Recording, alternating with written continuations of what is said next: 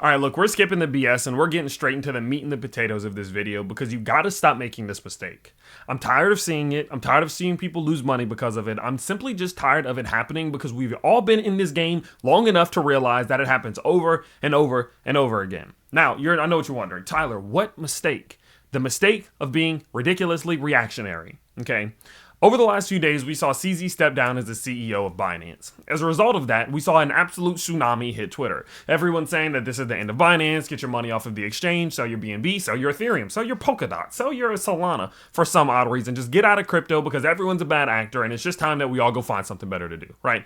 Absolute chaos for almost zero reasoning, okay? Now, as a result of this, what has happened? Yeah, the crypto market fell for about 30 minutes, for about 2 hours, right? Somewhere around those lines.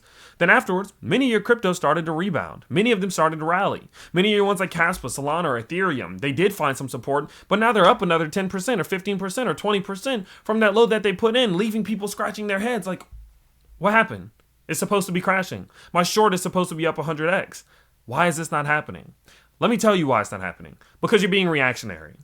I've been in this crypto game long enough to recognize that there's one consistent cycle, and that cycle is that those who are reactionary are those who lose the most money, and those who lose the most money get even more reactionary, okay? Oh, damn, I lost $100, now I need to go buy this thing, so I can hopefully make my 100 back. Ah, shit, the price is falling. Okay, well, fuck, what do I do? Well, let me short it now because it's still falling. Oh, no, now the short's not, it's going up. Now I need to buy some more. They get more and more reactionary, they get more and more desperate, and then they lose more and more and more money, okay? And it does not end. I saw this in 2018, 19, 20, 21, 22, 23, and likely going to see it in 2024. Okay. But what I want you to understand is that if you follow this channel, we're not reactionary. Why? What do we always say? My goal isn't to be right. My goal is to be prepared. I don't care what the price of Solana, for example, does. I don't care if it goes up. I don't care if it goes down because I am prepared for whether it goes up or whether it goes down. I issue a response in terms of preparation because I am ready for it rather than saying, oh shit, it's falling. What do I do? Let me just immediately react. Right. And so what I want you to do going forward is to find your strategy, whether it's a $2 cost average, whether it's a trading strategy or a general buying or selling strategy, and stick to the strategy almost no matter what. If you're in this for the long term, be in it for the long term. Because things like this with CZ and Binance and the bullshit that got many people to sell their crypto for some odd reason this week is the same thing that causes people to miss out on some of the most green days in the year. Think about this. When Arthur Hayes stepped down as the CEO of BitMEX in 2020, what happened? People freaked out. People are like, oh my goodness, what's happening? He stepped down. BitMEX must be going down. What's going to happen? Crypto's just full of bad actors. I need to get out. Boo-hoo, boo-hoo. Then the bull market starts, right? And think about how those people who got out and sold because of that, think about how they feel. More people are going to start to feel like that because these types of things happen all too often.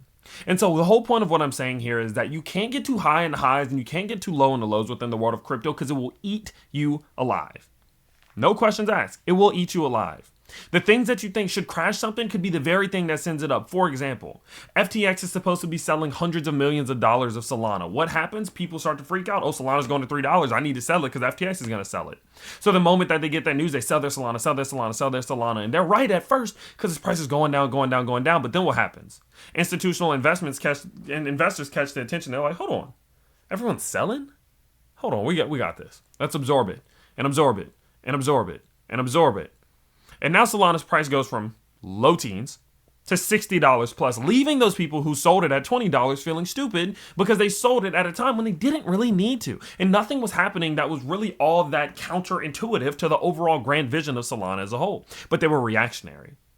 And so what you have to understand is that if you are reactionary within the world of crypto, you absolutely will lose and you will never get ahead of the curve. You might be right a couple times, but over the long term, you absolutely will not get ahead of it. So set you a plan, set you a strategy, stick to the strategy, whether we're high or whether we're low, and do not break off of it. Because if you break off of it, you run the risk of losing money that you will regret losing if you were wrong. So with that said, I'll see you tomorrow. I'm sorry I'm scolding right now. I'm sorry I'm pointing the finger, but it's starting to kind of be a little bit annoying when people make the same mistake. So you don't be one of those people. And again, I'll see you in the morning. Peace out, everybody.